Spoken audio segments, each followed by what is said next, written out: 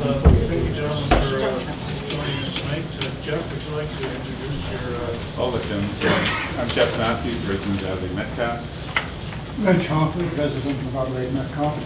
Craig Sherry, resident of Adelaide Metcalfe. Okay, gentlemen, the floor is yours.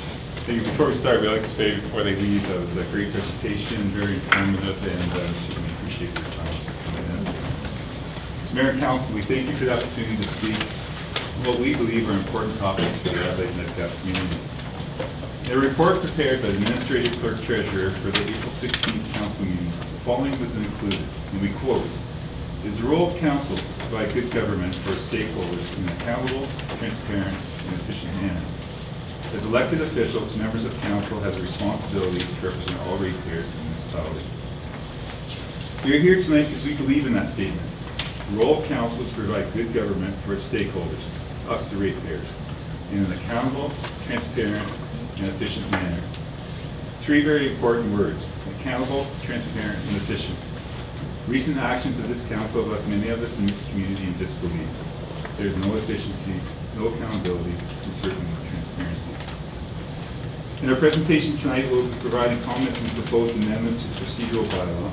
In particular, we'll be providing comments on restrictive components, such as videotaping, as well as providing comments on the agenda and report content, and providing suggestions on timely notice and agendas. In a document provided to Council May 7th by Councillor Smith, has provided some very common sense amendments to the proposed procedural bylaw that need to be considered seriously by Council. Content of agendas and reports. We continue to find the content of the agendas vague, misleading, and incomplete. In-camera sessions noted in the agenda have very vague descriptors of what the in-camera session is about. A more robust descriptor of the reason for the in-camera session, while still maintaining the confidentiality of the information, is required. The staff report section of the agenda needs to have a fuller description of the content of the report. As an example, in the March 19 agenda, under staff report from the Administrator, Treasurer, Clerk, no mention is made of the mutual aid agreement buried within the report. In the April 16 agenda, under staff report from the Administrator, Treasurer, Clerk, it indicated that the report was about payroll and accounts payable. The report was actually a 34-page report, of which payroll and accounts payable accounted for only 1 page. And the remainder of the report contained renewable energy approval consultation forms and a report to Council on meeting procedure changes. One of the reasons we're here tonight. The content of the reports from staff frequently do not offer a full perspective of the topic, nor do they include background, summary, or recommendations. As an example, the March 19 agenda included a report on wind turbine matters. The report prepared was at the request of Council at the February the 21st meeting. Staff was asked to investigate and report back on what other municipalities are doing regarding the decommissioning of wind turbines. The subsequent report included 1, a small portion of a report prepared by the Township Solicitor, 4 separate correspondence from wind developers, a technical bulletin from the province on decommissioning, and only 1 comparative document from another municipality that was in fact provided by Councillor Smith, not staff.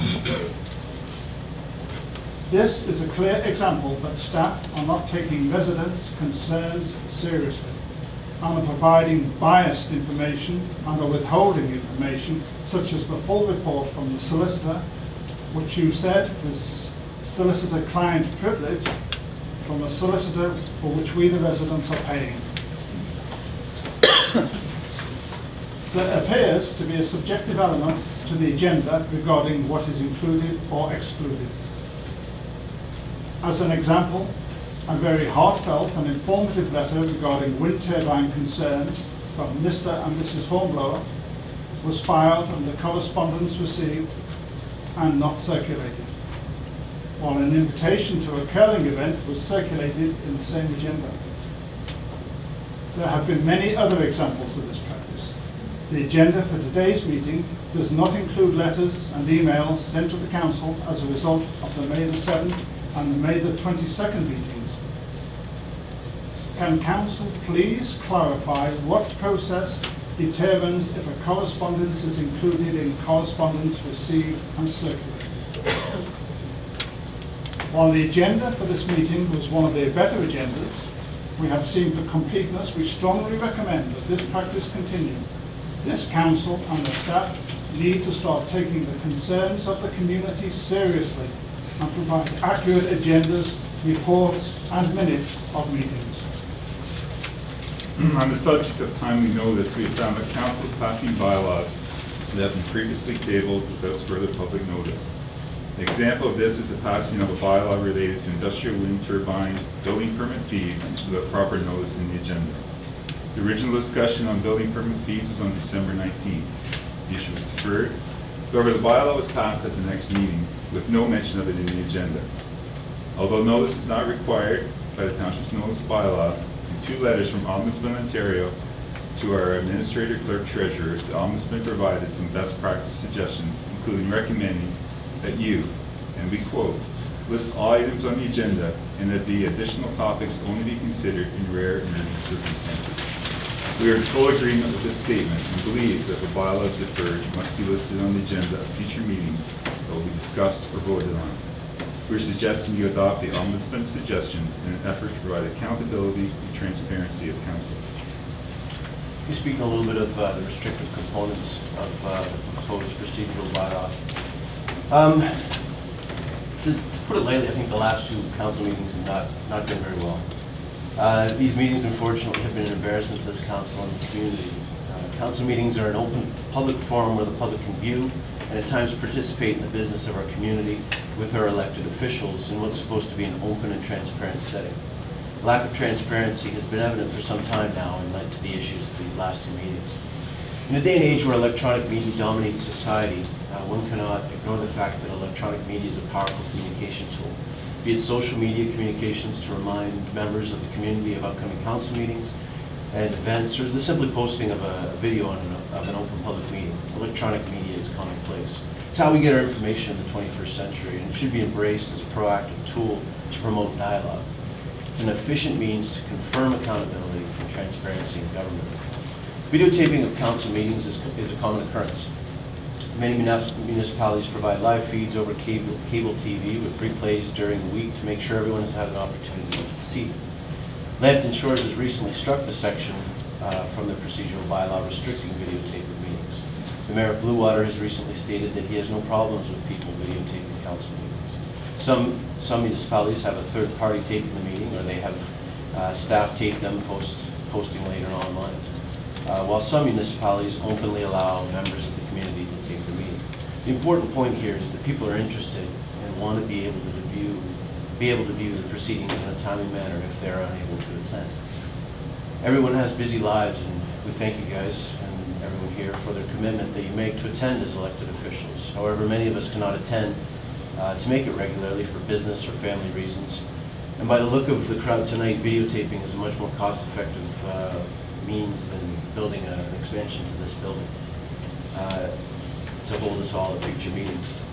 At no time have the videos of our council meetings been doctored in a way to mislead or misrepresent the meeting content.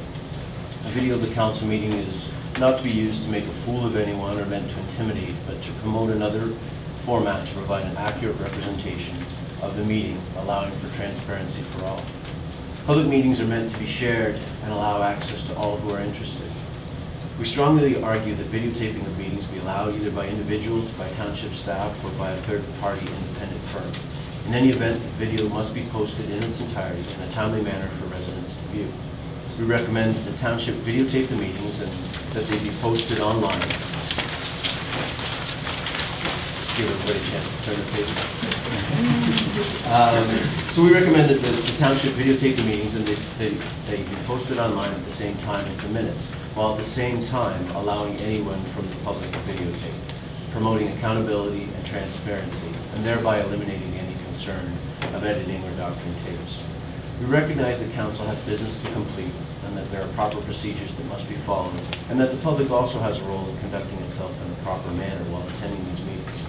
Section 3.4 in the proposed procedural bylaw states that the mayor and presiding officer may expel from a meeting anyone who engages in improper conduct. We believe that the anyone in reference here in this section would include anyone in the public as well. As a result, the first paragraph of section 13.3 in the proposed procedural bylaw is redundant.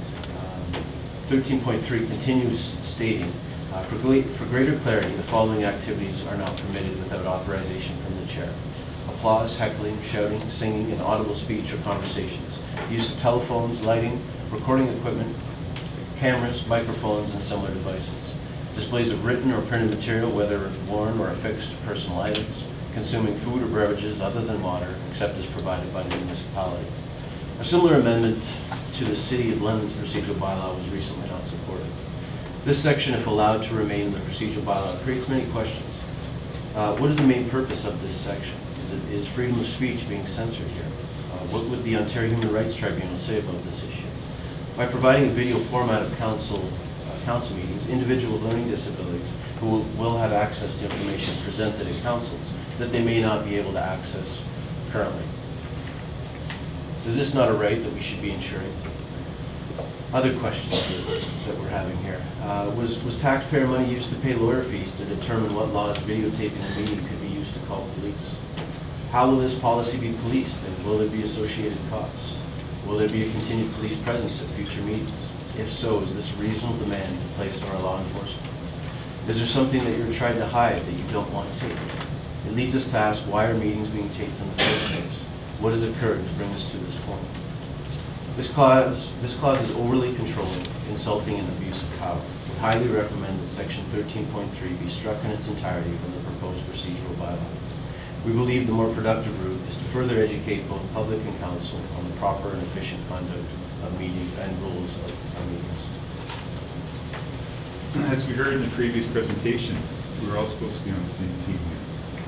We live and we work in this community. We should be working together, not opposing each other.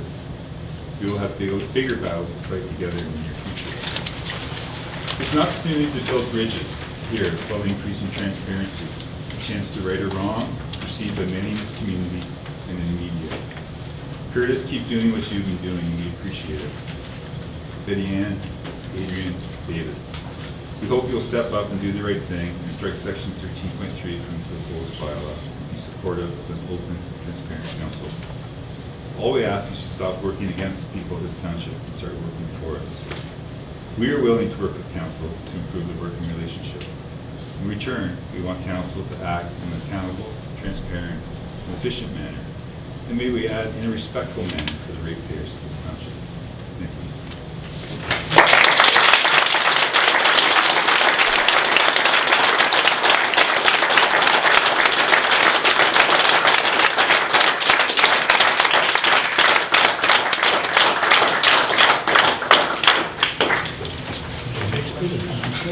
Any questions from council? No, I spoke to Jeff on the phone and I've emailed Craig.